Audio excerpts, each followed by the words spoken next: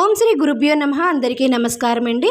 అమ్మవారు శ్రీ మహాలక్ష్మి అవతారంలో 2 చేతుల్లో కమలాలను, మరో 2 చేతుల్లో అభయ వరద హస్తముద్రలను చూపిస్తూ ఇరువైపులా గజరాజుల సపర్యాయాల మధ్య తేజోమయంగా ప్రకాశిస్తూ భక్తులకు దర్శనమిస్తుంది.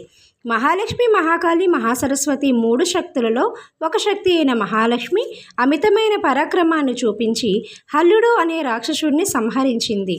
ఈ దేవిని ఉపాసిస్తే ఫలితాలు శీఘ్రముగా కలుగుతాయని పురాణాలు చెబుతున్నాయి. యాదేవి సర్వభూతేషు లక్ష్మీరూపేణ సంస్థిత అంటే అన్ని జీవులలోనూ ఉండే లక్ష్మీ స్వరూపమే దుర్గాదేవి అని చండీస్తుతి చెబుతున్నది. శ్రీ మహాలక్ష్మి రూపాన్ని ఆరాధిస్తే అష్టైశ్వర్యాలు, సమస్త సౌభాగ్యాలు కలుగుతాయని భక్తులు విశ్వసిస్తారు. మహాలక్ష్మీ మాత కటాక్షం కొరకు ఓం శ్రీం హ్రీం క్లీం మహాలక్ష్మి స్వాహ అనే మంత్రంను 108 సార్లు జపించవలను. ఇటువంటి భక్తిగల వీడియోస్ కోసం నా ఛానల్ని సబ్స్క్రైబ్